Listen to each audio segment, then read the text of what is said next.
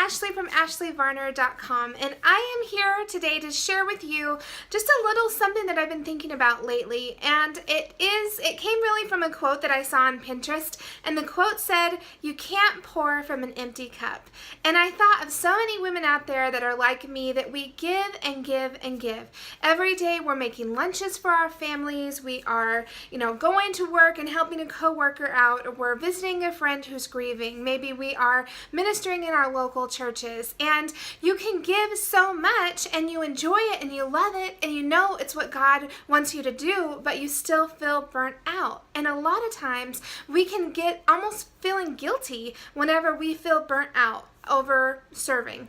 And so I wanted to give you a couple of tips today on what you can do to avoid burning out whenever you are just giving and giving and giving. A lot of times people might say that if you are feeling burnt out, then you just need to clear off your plate completely and let go of all the obligations that you have in your life and just say no to everything.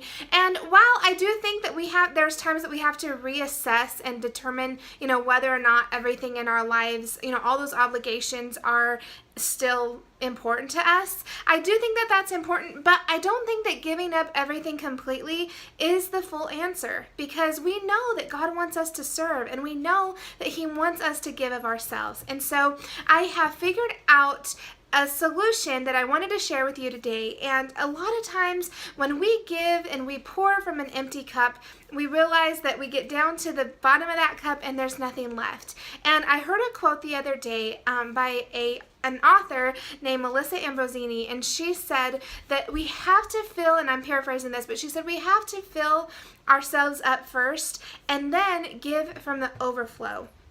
And whenever I read that, I thought, wow, that is so wise, because the Lord tells us that we need to be filled with Him, even to overflowing. It says that He is willing to fill us to overflowing, and then it's through that overflow that we can really, truly give to other people. So I wanted to share a couple of different ways that I believe that we can do that. The first is we need to be overflowing spiritually. So especially if you're in some kind of ministry, whether it's in the home or at your office or in a church where you're constantly pouring into other people, maybe sharing God's word, maybe you're a Sunday school teacher or you're some kind of women's ministries or whatever it is that you do at church, and you just are constantly pouring out of yourself. That means that you must. It's not even just a suggestion. You have to be in God's Word. You have to be in those, just not just Bible study times, but in those quiet times with Him, remembering who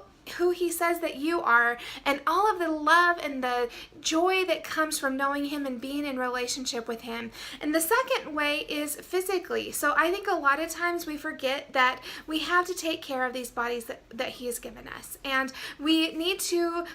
There's a term called self-care, and to be honest, I used to kind of roll my eyes whenever I heard that term, because it would make me picture like women laying on a pillow while people were fanning her and feeding her groups. But really what self-care is it is saying, you know what, I care enough about my body that I'm going to do things to make sure that I am living at my best so that I can serve in my best capacity. Things like washing your face, things like taking time to get, bubble baths or going and getting a pedicure. The other day I was thinking about how important it is even just to sit and read or to go outside. And a lot of times we forget that. So we're so busy, just kind of putting more and more on our plates, and we're giving and giving, and we forget to fill ourselves first. And we can do that by going to the Lord, by really taking care of the bodies that He's given us. Now, I know sometimes it can be difficult to come up with ideas for self-care, or we think that if we go to a spa for a weekend, like that's the only way that we can take care of ourselves. So I made a list of things that you can do, either free or cheap things that you can do to really invest in your body, so that you can make sure that you're doing things that make your body at its best capacity so that you can really serve other people. Because at the end of the day, that's really what it's about. It's about ministering to others. It's about living out our God-given purpose. And it's important that we do that from the overflow so that we don't get burnt out. So if you want to grab that, go ahead and click the button below. You can download that free copy, and then you can also get access to my entire online library of resources. So I hope that you will check that out, and I will talk to you later.